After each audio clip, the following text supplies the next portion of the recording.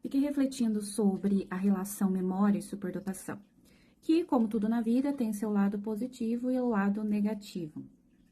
O lado positivo, e aí tô falando pela minha experiência, pela minha né, relação com isso, por tudo que a gente vê de personalidades que tem também, que se identificam, foram identificadas.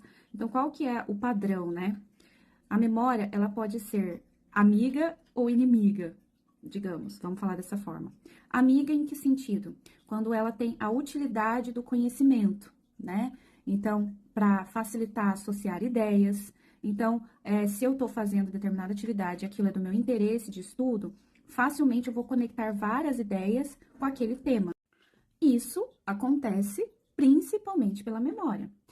Uma das formas que a gente vê, assim, quem tem problema com memória, da gente trabalhar e desenvolver a memória, é justamente a leitura, né, os estudos, a aquisição de novos conhecimentos, principalmente ao longo da vida, né? A gente já tem alguns estudos que falam sobre isso, até para prevenção de Alzheimer. Então, quanto mais você exercita o cérebro, né, mais memória você tem, né, mais memória você desenvolve.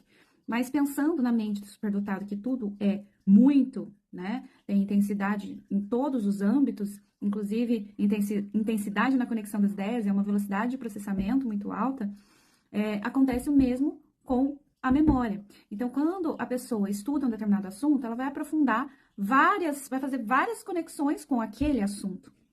E como o conhecimento, né, é um valor, o estudo é um valor muito grande para, né, essa consciência, principalmente em temas de interesse, tem emoção. Por isso que a memória é forte nesse sentido, porque tem uma intensidade emocional no aprendizado, inclusive. É prazeroso buscar um conhecimento em determinada área de interesse, que leva também ao hiperfoco, né? Que a gente já viu, enfim, já vê muito como uma característica da superdotação. Então, a memória é facilitada dessa forma. Tem uma associação que eu faço aqui, que tanto a gente aprende por associação, quanto a gente traumatiza por associação. Eu explico direto isso para os meus pacientes quando eu vou explicar o EMDR, que é a abordagem que eu utilizo.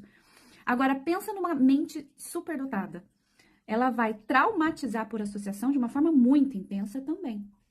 E é exatamente aí que a memória pode ser uma grande vilã. Por quê? Eu vou citar um exemplo que eu já vivenciei, tá? Na pele. Término de uma relação. Você se lembra de mínimos detalhes. Pensa o seguinte: se é traumático para algumas pessoas naturalmente, principalmente relações de longa data, imagine para uma cabeça que tem uma hipersensibilidade emocional, né? E ainda de memória, né? Uma memória de elefante, como dizem. Então, cada detalhe pode ser algo que dói, né? Então, que não doeria numa pessoa comum, uma memória que poderia ser boa, né? Algo que deveria ser, né, uma memória prazerosa, pode se tornar negativa porque associa com aquela pessoa. A pessoa lembra do cheiro, a pessoa lembra do detalhe da roupa, a pessoa lembra do olhar, a pessoa pode se sentir culpada se eu fizesse tal coisa naquele determinado momento. Então, tem os mínimos detalhes de cada situação que vem à tona na memória dessa pessoa. Então, a memória, nessas situações envolvendo sofrimento, ela também vem com toda a carga emocional e aquilo pode ser muito marcante e difícil de esquecer. Mais difícil do que para uma pessoa típica. Então, é interessante a gente olhar por esse aspecto, a memória também, quando ela é algo negativo. Então, tudo que é fator de sofrimento é muito intenso. Então, existe uma retraumatização.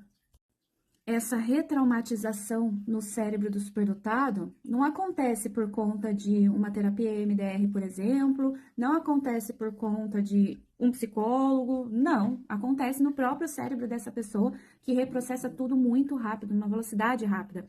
Então, quando eu falo dessa retraumatização, porque a pessoa repassa os detalhes de tudo o que aconteceu, tanto de positivo quanto negativo, qual que é a tendência? Ela reviver aquilo com toda aquela carga, né, emocional que aconteceu. E ela vai repassando, ela vai entrando nos detalhes daquilo, né? O olhar, o jeito, o toque, o gesto. Pensa numa violência, pensa numa agressão, pensa num abuso, tudo fica extremo nessa memória, na memória desse sujeito.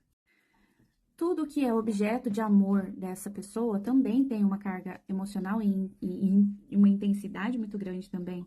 Então, se a gente for falar de afeto, né, essa pessoa vai reprocessar esse afeto também, pensando em todos os detalhes. Então, tem uma intensidade emocional nos afetos.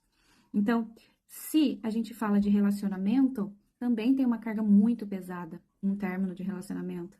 Tanto se foi ele a pessoa que terminou, quanto se foi terminado, né?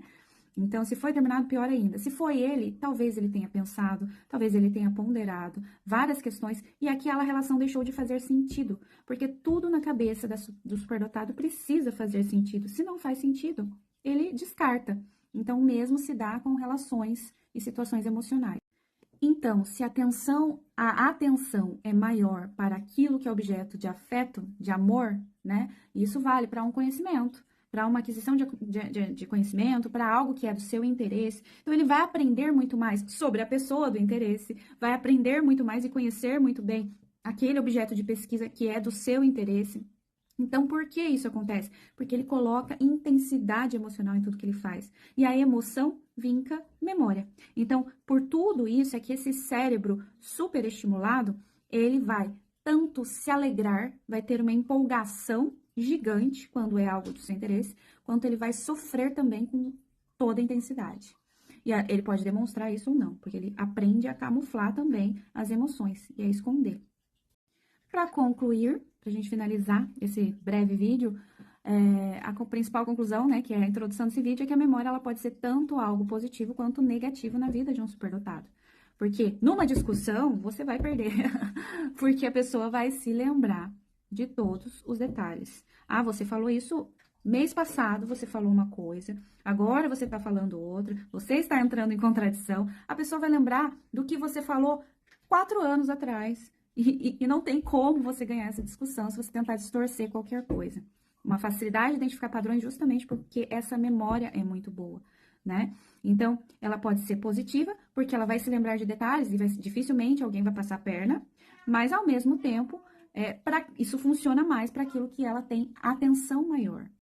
Ou seja, aquilo que é o objeto do seu interesse. Então, ela vai se atentar a todos os detalhes da situação, a todas as variáveis, a todos os ângulos e, enfim, tudo. Então, se ela está envolvida com algum projeto, se é uma pessoa que não só está envolvida com algum projeto, está se dedicando a alguma coisa, ela vai olhar para todos os detalhes daquilo. Então, se ela está envolvida numa tarefa braçal ou intelectual, ela vai olhar tudo ao seu redor, com o máximo de atenção possível. Vai encontrar detalhes naquilo, vai enxergar os detalhes da coisa. E quando for necessária aquela informação, ela vai lembrar, nossa, quando eu cheguei, eu entrei, tinha um guarda-chuva ali atrás da porta e alguém precisou do guarda-chuva, rapidamente ela lembrou, num flash, que aquele guarda-chuva estava em determinado lugar, porque ela está atenta. Então, isso acontece muito rapidamente no cérebro da pessoa que tem superdotação. Da mesma forma, se a pessoa está em sofrimento psíquico, emocional, por algum motivo, seja ele qual for, né? Eu dei o exemplo de um término de relacionamento, mas poderia ser qualquer outro exemplo.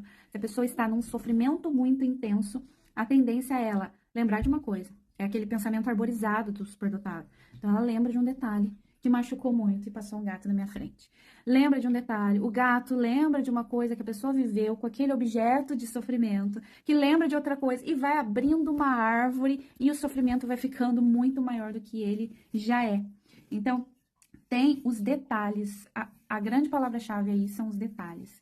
Então, memória pode ser tanto positiva quanto negativa na vida de um superdotado.